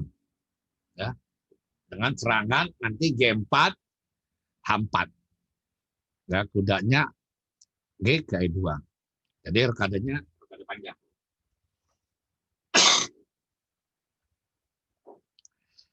Oke, nah di sini yang bisa putih menyerang sayap, ya sayap raja, hitam dengan sayap menteri. Oke, dengan jalan F3 namanya Argentine Attack. Ya, ini pernah ada kejuaraan kemarin daripada Zone Grandmaster Sergei Karyakin megang putih melawan Susanto. Sergei megang putih, jalannya varian dipakai F3 Argentine kada panjang untuk putih dan hitam kada pendek. Nah, satu lagi menantang dia jalan caturnya gajah 3. Nah, ini hampir sama kuncinya dengan main caturnya si Argentin. Ini maksa aja gajah 3 bisa loncat kuda G4, hitam dia jalan putihnya bisa dengan gajah G5 ya. Nanti diusir lagi kudanya itu dia, nanti balik lagi bersama dengan Argentin atur kada panjang atur kada pendek. Oke, langkah keempat Lopi diulang sana ya. Ya 4. Nah, ini itu untuk penyerang tuh dia. Jadi yang F4, F3 untuk penyerang, kuda F3 untuk posisional, gajah E3 untuk posisional menyerang, G3. Nah, ini dia positional defense. Gajahnya Viantitok. Nah, ini yang disukai oleh dan ditemukan langkah ajaibnya oleh Sveshnikov, ya ahli teori dari Rusia, ya Sveshnikov. Anda pernah dengar itu ada pembelaan Sveshnikov dalam Sisilia. Jadi komposisinya dan ini pembukaan pembelaan Sveshnikov ini ya awalnya kelihatan bertahan, tapi lama-lama dia akan seperti laba-laba menjerat daripada pihak hitam dengan pelan-pelan ya. Ini diagramnya dilanjutkan ya dengan G3, gajah di G2, kemudian kuda GE2, kemudian dejan H3, dilanjutkan gajah E3 dan menteri D2. Jadi buah caturnya itu dia di tengah terus mainnya dengan full position, dia tidak akan menyerang ke sayap raja lawan, tapi dia posisinya semua di tengah bermainnya, nanti baru dia menyerang ke sayap raja lawan dengan pertukaran gajah H6 kalau masih memungkinkan, atau ya dengan komposisi taruh buahnya secara teratur pelan-pelan menyerang daripada sayap raja si hitam. Nanti si putir kadar pendek ya. Nah, ini gajah G5 hampir sama modelnya dengan Argentin, nanti dengan gajah G7 menteri D2 rokade pendek, rokade panjang. Jadi ini untuk penyerang. Burner system ya. Nah, ini lagi sekarang nih, ada lagi sistemnya nih. Hati-hati nih bahayanya, gajah C4 ya. Ini gajah C4 ini adalah posisinya putih, nanti akan menyusun formasinya dengan untuk rokade panjang, diteruskan dengan jalan menteri E2, gajahnya loncat ke G5 atau D2 dan rokade panjang. Sasarannya utama adalah penekanan di pusat dengan nanti dorongannya di E5. Itu yang harus diperhatikan oleh pemain catur hitam. Ya. Kita lihat diagram masing-masing itu lihat ya. Nah, itu lihat diagramnya. Jadi Sveshnikov system, ada Argentin, ada Inggris, ada Austrian, ada klasik. Ya. Anda mau pilih yang mana? Jadi setelah udah tahu itu pembukaannya ada menyerang, ada yang posisional, ada yang defense, Anda tinggal pilih. Ya. Sesuai dengan karakter main kita ya. Jangan Anda main caturnya seorang penyerang, Anda bermain caturnya sistem klasik gajah 2. Nah, itu namanya salah belajar atau salah guru ya. Harusnya pakai yang serangan rokade panjang. Jadi tipsnya begini, patokannya kalau kita ingin menjadi penyerang, buah catur itu ke depan di atas. Yang kedua, bagaimana kita sebagai pemain putih rokade panjang lawan pemain rokade pendek. Nah, itu seru main caturnya. Saling mematikan. Putih rokade panjang, hitam rokade pendek. Nah, itu coba buat pada seluruh pembukaan, baik lawan Sicilian, baik lawan Karokan, baik lawan Prancis, dan lain-lain, pakai pembukaan caturnya putih rokade panjang. Ya. Hanya yang agak susah dibuat adalah pada waktu bukan E4, E5. Tapi kalau pembukaan E4 lawan Sicilian, lawan Pir, ya, lawan Prancis, lawan Karokan, dan lain-lain, itu bisa rokade panjang. Oke. Nah, ini sekarang kita ada yang unik lagi dalam namanya pick ini, namanya modern defense. Sebenarnya itu adalah robot ya, robot defense. Variannya dikit ya, robot defense dengan jalan caturnya ditandai E4 G6. Ada sebutlah ini kenapa dia modern, ya. Pertama untuk hitam ya. Hitam ini bisa dia raja di tengah aja dia. Yang penting dia komposisinya menyerang sayap menteri lebih dulu. Jadi pada waktu dia jalan caturnya E4 G6, habis itu dia jalan D4 gajah G7, itu adalah komposisinya. Ya. Jadi dia dengan bantuan C6 B5 atau A6 B5. Nah, ini di sini ya. Hitam unik dia, bisa jalan modern. Kita lihat diagramnya Petrodatrin. Pada waktu dia kuda segi AC5. Nah, jadi si hitam ini nggak selalu main caturnya D6, C6, B5 ya, tapi bisa langsung C5. Korban bidak ya, tapi nanti akan didapat lagi kemudian 3-4 langkah dengan punya serangan ya. Nah, sekarang ini model pawn, 3 bidak. Nah, sekarang bagaimana yang modernnya melawan 3 bidak ini? Dia tidak rokade si hitamnya nunggu si putih, dia jalan caturnya dengan jalan D6. Jadi kalau habis D6, C6 dia akan ancam itu petak D4, bidak D4 ya. Jadi komposisinya kalau modern pawn attack ini 3 pawn, dia akan mencaturnya D6, C6, gajahnya keluar antek di kuda F3. Sekarang yang main catur yang jeto ya. Nah, ada kalanya ya kalau Anda seorang pemain catur putih, untuk menghindari tekanan yang begitu besar daripada hitam, jawabannya fianchetto aja, lebih mudah. Ini sesuai dengan sarannya buat Phoenix. Apapun pembelaan pembukaan untuk si putih supaya aman, pakailah Anda main catur dengan fianchetto, gajahnya di G2 atau gajahnya di G7. Ya. Nah, kita lihat sekarang nih contoh nih kan, ada permainan Kasparov, lama Topalov ya. Nah ini Topalov sama-sama bekas juara dunia, dua-duanya. Yang satu dari Rusia, dari Kasparov, lawannya Topalov dari Bulgaria.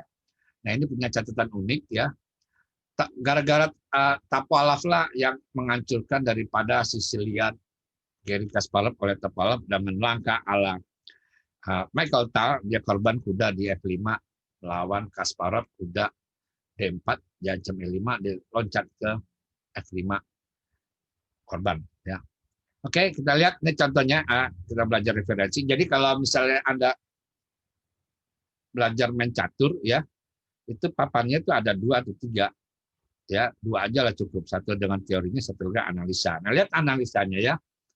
Lihat tidak Kasparov, dia main catur, dia putih, lawannya Topalov.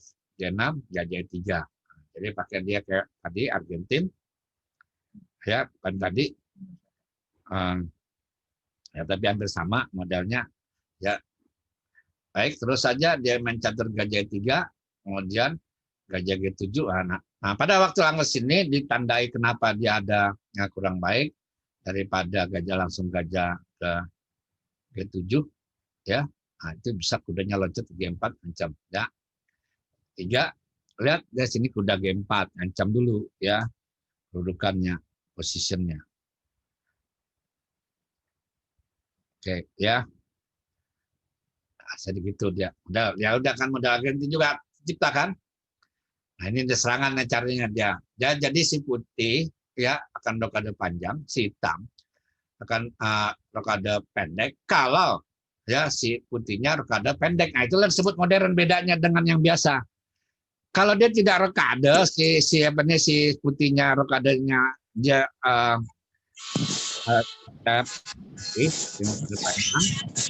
kita nggak perlu rokade pendek, ya. Dia main caturnya menyerang setiap menteri. Hasilnya modern. Kecuali kalau si putih rokade pendek dengan klasika, nah si hitam juga rokade pendek. Kalau di sini varian ini si hitam tidak perlu rokade pendek, cepat-cepat nanti aja ya. Oke, itulah dia sistem modern, itu ciri khasnya C6 B5 atau ada model yang baru lagi A6 B5. Ya. Kita udah si hitam antisipasi nih kalau dia rokade panjang. Ya. Nah, tapi si Kasparov cerdik, dia matikan dulu. Nah inilah dia ilmu catur ya. Kalau kita lawan fianchetto aja harus jadu ya. Maka biasanya gerakan dari perlawanan hitamnya itu kurang kuat dalam serangan. Tapi kalau masih ada gajah, itu agak berat. Dia jadu, jasa, itu jalan caturnya gajah B7, dia bisa ancang-ancang. Rokade panjang juga, tinggal geser, menteri ke C7, atau dia jalan caturnya Menteri B6. Nah inilah E5. Sebaiknya pada waktu langkah di sini, ya, sebaiknya pada waktu langkah di sini, E5 itu nanti bisa menyusul, dia harus konsentrasikan di sayap menteri, tinggal pilih mau rekade panjang juga atau tidak. Jadi jalan di sini terlampau cepat di jalan E5, ya. Oke, jalan caturnya rekade, ya. Nah ini dia ada agak faktor ada kengerian daripada hitam, ya. Soalnya nanti kalau dari jalan dia menteri G7 ada ancaman dia 7 kalau rekade panjang kan, arahnya menterinya dia 7. Jadi caturnya sip aja. Nah ini komposisinya yang mau rekade panjang udah B1. Nah dia di sini cerdiknya dia si Kasparov. Nah ini dia. Kalau kita main catur, bagaimana mengaktifkan suatu perwira ya untuk aktif perannya. Jadi kuda E2 itu diaktifkan, pindah manuver ke B3 gaya Spanyol. Jadi aktif kan, ada guna. Jadi gajah F1 bisa jalan lagi. Nah, dia makan karena udah jalan udah sempitnya dia si hitam nih dia. Jalan caturnya E kali D, jalan roh. Ya, lihat kita petak D6 sama lajur dikuasai oleh putih. Ya, dan komposisi buahnya sudah keluar duluan. Ketiga, itu manuver ya, langkahnya gajahnya kemana, letaknya F1. Nah, kita perhatikan, aktif mencatur, kalau fiancur itu ada gajah lawat, kita ancam. Gajah B7 itu dalam ancaman, dan itu pertahanan untuk si hitam, jadi harus diserang. Ya, jadi loncatan kuda itu kita lihat, kita beri apresiasi bahwasanya itu bagus. Ya. Nah, inilah gaya Kasparov ya. Semua perwira berjalan semua ya, dan semuanya adalah mengepung daripada kedudukan raja. Jadi prinsip skak makan ancam kedudukan raja lawan dipakai maksimal oleh Garry Kasparov. Ya, lihat skak. Jadi skak. Jadi patokan utama Anda mencatat, lihat dulu ada komposisi skak nggak menentukan di sini ada kan skak. Oke, raja jalan satu. Nah, aktif semuanya kan. Semua perwira keluar nih. Kudanya sudah keluar, gajahnya keluar, benteng dua-duanya sudah jalan. Hitam masih terbelakang itu benteng 8 dan kemudian kedudukan daripada menteri E7 dan raja yang terbuka. Bahaya, ya. D4. Nah, bagaimana sekarang pertanyaannya kuda? Nah, ini jalannya dia, penghancuran daripada benteng pertahanan hitam supaya dia bisa buahnya hidup semua, jadi ke depan kudanya. Kita lihat tuh dia. Lajur E sudah dipegang, ya. Kemudian diancam itu F6 dan mengajukan ini. Nah, inilah korban daripada gaya dari Kasparov. Ya. Korban benteng seperti tadi langkah di contoh dari pembukaan Inggris yang tadi antara Utut Adianto lawan Espanola. Nah, korban juga kan, korban kuda dan korban benteng. Nah ini gunanya kita belajar referensi partai games ini dari para juara-juara dunia atau Grandmaster top. Anda dapat wawasan, ya. Jadi kapan pengorbanannya akan dimulai? Selama rajanya itu bisa dikejar. Inilah gaya Kasparov. Rajanya si hitam ini terbuka sekali, dan raja kita aman kan di putih. Nah kita lihat kan korban itu, paksa dia ada satu bidak. Nah sekarang bagaimana cara pengolahannya? Nah kita lihat dia. Nah skak dia, ancamannya kita lihat kemana dia, korban lagi tuh mau skak ya, korban lagi dia jalan caturnya. Paksa dia jalan caturnya, nah, Anda bisa lihat ya. Sekarang bagaimana kalau misalnya dijalankan dia makan, nah, mati kan, menteri kali Dempa, kan, sudah ada joking B8, Queen kali masuk ke depan dia, ya kuda D7 makan, kemudian C4, jadi raja mati di tengah. Nah, itu penyelamatan, ya korban benteng, jadi udah korban benteng 2 nih dia, sama dengan D4 sekarang di E7. Raja yang masih di tengah tuh dia. Ya, makan. Nah, sekarang si hitam jalan caturnya kemana? Nah, dia. Bagaimana sekarang ngepung dia? Anda mematikan ini. Nah, tadi tinggi proses itu. Pikir dia, skak makan ancam, raja di tengah ini dia. Bagaimana Anda mengkalkulasi ya raja itu bisa mati atau dia perwiranya yang besar-besar tukar habis. Bikin mati dia bagaimana cara? Nah, kita lihat langkah paksaan, itu namanya sebut langkah paksaan, ya. bikin lagi langkah paksaan supaya diancam mati. Nah, ancam mati dia di G3, Menteri B3, mati kan? Nah, sekarang jalannya apa dia? Kita adu kan? Adu. Bagaimana jalannya si Putih untuk menangkan ini? Kan gitu pertanyaannya. Nah, jalannya dia jalan Kuinda 5, ancam mati lagi. Nah, itu dia. Ancam mencatur ya. Jalan catur itu jadi benteng kali 6 untuk ancam mati ya. Jadi ancaman mati ada 2 nanti di 6. Korban dia paksa. Nah, jalan caturnya makan dulu ya, terbalik lagi ke sana ke A7. Walaupun dia sini kalah barang, tapi rajanya itu tinggal matikan doang nih. Ya. Nah, di sini kelebihannya Kasparov, dia bisa menghitung sedemikian rupa langkah ya untuk kedepannya. Rajanya si Kasparov ini aman. Sekak aja dia naik benteng ke D1, dia tinggal naik doang di B2 aman. Nah, itulah kelebihan dia, dia bisa berhitung. Kedudukan rajanya tetap aman dalam suatu serangan yang terbuka begini. Ya. Kita lihat lagi dia makan. Untuk rajanya selamat, King angkali A3. Nah, bagaimana sekarang mati? Itu dia. Kita lihat korban bila. Korban lagi di C3 dipaksa. Ya. Jangan dipaksa nih. Matinya dijelas nih dia. Lihat posisinya mati, carinya memenangkan. Paksa lagi. Ya. Raja di tengah. Tengah kan? Gak bisa ada, nggak ada temannya dia nutup nih. Raja sendirian aja dia.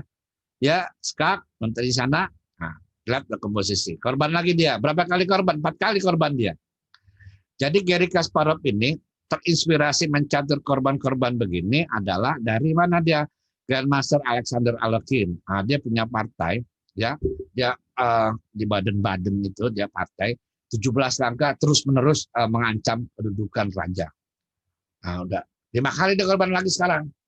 Lihat dia. Dari mulai bentengnya korban yang ketiga kali dia benteng D7 ya. Paksaan semuanya, langkah catur paksaan. Nah, tinggal Anda menangkan di sini dia. Bagaimana caranya menang ini? Nah, itulah dia ini kan hanya daripada jalan doang sebentar ya. Kita menang secara kualitas ya. Baik, inilah daripada gaya Garry Kasparov mempraktekkan ya. Pertahanan yang terbaik itu adalah menyerang ya. Ya, dia menyerang dengan maksimal dengan pengorbanan kuda, benteng 2 ya, kemudian tambah gajah dan benteng berturut-turut dikorbankan sampai ke 3 kali, jumlahnya dikorban sampai ke 5 kali ya.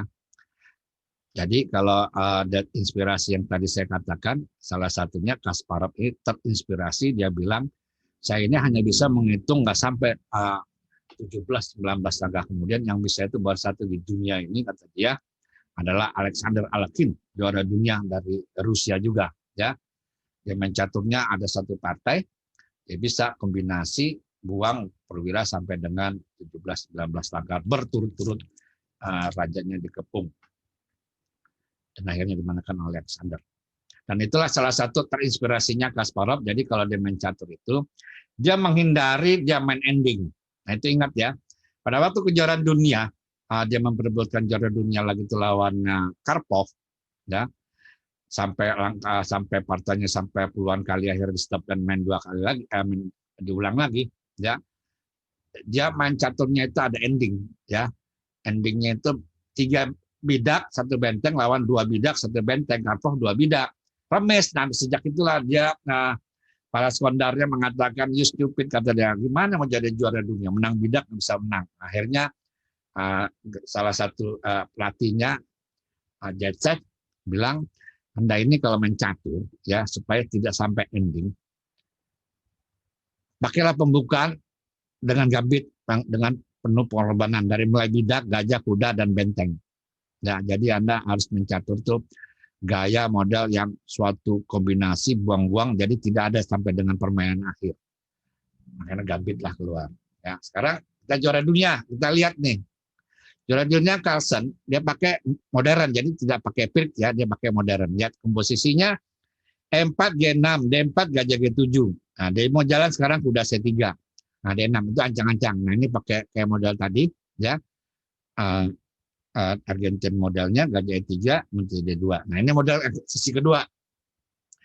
Pick modern ya, ada nyerangnya sistemnya C6 B5, ada model caranya A6 B5 ya. Nah, ini diperkasai oleh Grandmaster dari Amerika, Charles Brown, ya. Dia main catur gajahnya langsung taruh di B7 dengan jalan B5. Ya. Ini komposisinya yang dimainkan oleh si putihnya campur baur nih, ya, dari mulai Austrian sampai Argentina dicampur baur, ya. Lihat komposisinya, jalan caturnya. Dia mau caturnya modal Austrian sama Argentina. Ini juga kurang jelas. Ini rok ada pendek, rok ada panjang, ini putih, kan begitu kan? Nah, hitam konsisten dengan caturnya. Ya, dia menyerang di sayap menteri dahulu, kemudian menyerang kedudukan raja. Kan? Perhatikan dia letaknya. Nah, inilah kelebihan Magnus dan caturnya dalam pembukaan. Dia bisa berani menjalankan buah, ya, di tengah lapangan. Yang penting kedudukan daripada perwira lawannya ini dan raja lawan dalam ancaman. Semua ngancam mencaturnya dia. Tidak ada ngancam, ya. Bidaknya kita perhatikan, ya, beratnya cerai-berai oleh si hitam, ya. Tapi si hitamnya walaupun cerai, komposisinya udah bagus dibanding dengan kedudukan si putih. Jadi kalau kita hitung daripada permainan ini, ya, komposisinya dia, ya. Ini udah utama sekali dia nih. Dia main caturnya si hitam, semua perwiranya, ya, kemudian kedudukan rajanya dan bidak-bidaknya ke sentrum. Nah, kita lihat hitungannya. Nah, ini udah dalam hitungan dia. Lihat. Saya tunjuk kalau sampai hilang, ya, itu udah menang bidaknya udah banyak dia. Ya, udah sampai 2. Jadi ini udah dihitung, ya. Jadi Grandmaster yang sekarang yang juara dunia ini, Magnus ini, ya, dia terkenal berani raja ke depan untuk mulai pertarungan dan diakui dia main caturnya kalau dalam pembelaan ini endingnya sangat luar biasa.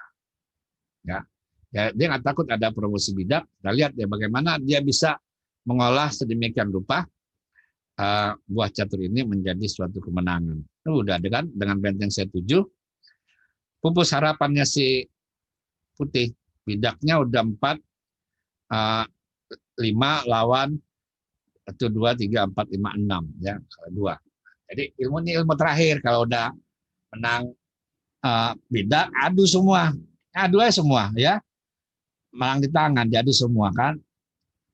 Oh, udah bidak udah banyak hilang, menang kualitas gitu. Jadi Anda kalau udah sampai sini, cara berpikirnya mematikan lawan itu mudah, penting dia adu besar, ya, dia serang ngancam. Nah, inilah gaya si Magnus kalau main catur, kalau diancam perwiranya, dia nggak takut mundur dulu. Dia pikir yang lawan. Rajanya dimatinnya dulu ke benteng D1, skak mati. Kan skak mati nih. Ya, di benteng D1, benteng ke B1. Nah, sekarang tidak dimakan, kualitas itu, nah, ini caranya dia. 3, 5.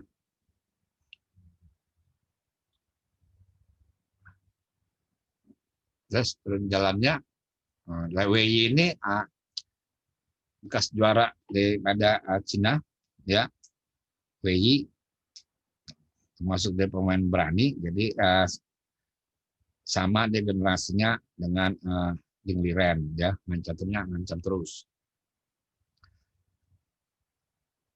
Jadi ini bisa diandalkan Magnus ini main catur kalau nama ending, ya, dia kayak benar-benar suatu mesin. Jadi buah caturnya ke depan, raja tidak takut mati. Ya. Oke, saya mau masuk ke pada ada tanya jawab, ya.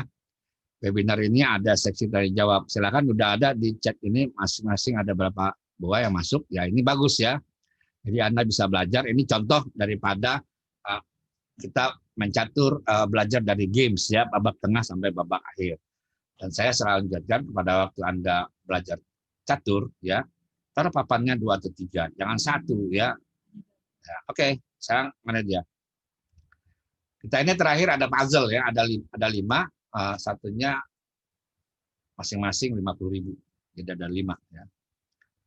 Oke, dari Andri Trisnyawan. Untuk sesi tanya jawab, izin saya apakah belajar pemungkutan harus kuasai mainland dulu atau bisa langsung pilih varian sesuai dengan gaya main kita. Yang diperhatikan dulu adalah seluruhnya, tapi utama sekali dari mainland teori itu, ya, dan dikuasai. Kalau kita suatu bikin memakai pembukaan andalan itu harus dikuasai semuanya. Ya, satu aja, jangan banyak-banyak. Kalau Anda main caturnya suka dengan Karokan ya Karokan. Kalau misalnya daripada Inggris dengan varian Smetis atau dengan susunan terbalik L5, satu aja, jangan Anda pelajaran lain. Siapa nanya? Andre. Andre, pembukaan awalnya apa ya? Andre. Kalau putih. Kesnyawan. Kalau putih, ya, ya coach. Kalau putih saya sukanya main apa? M4 pakai Queen's Gambit. Bagus dia ya. Ini saya anjurkan kalau awal main catur, mengenal teori untuk selanjutnya, awal main catur M4. Nah, C4 atau D4 itu tambahan. Ya. Nanti kalau pada waktu latihan M4, Anda harus siap. Tadi kita belajar kan D6, 1 G6. Sekarang orang jalan D6, Anda jalan catur apa? Ingat ya, buat catur itu jalan perwiranya ya adalah menuju ke satu. Sekarang jalannya cukup dengan 2 bidak aja. Jadi pada waktu M4 D6 Anda jalan kalau ketemu ini misalnya. Jalannya apa? D4. Nah, benar ya. 2 bidak D4. Dan jalan caturnya kuda F6. Nah, ada teori mengatakan kalau orang keluar perwira dalam hubungan kita keluar perwira ya. Jadi jawabnya di sini apa dia? Putih harus keluar perwira. Apa jawabnya? Kuda F3. Salah, kalau kuda F3 dimakan tuh M4. Kan nggak tuh ya. Jadi kudanya C3. Nah, itu ilmunya. Kalau orang keluar perwira, kita keluar perwira di pembukaan ya. Udah, di jalan G6. Nah, ini lampir kan tadi Anda jalan. Nah, tadi ada macamnya, ada 7 kan. Ada yang model menyerang, ada model yang posisional, ada model defense dan cetok. Nah, Anda pakai mana? Kalau kita menyerang, patokannya putih di sini rokade panjang. Apa jalannya? Pertama gajah E3, F3, G2 rokade panjang. Ya.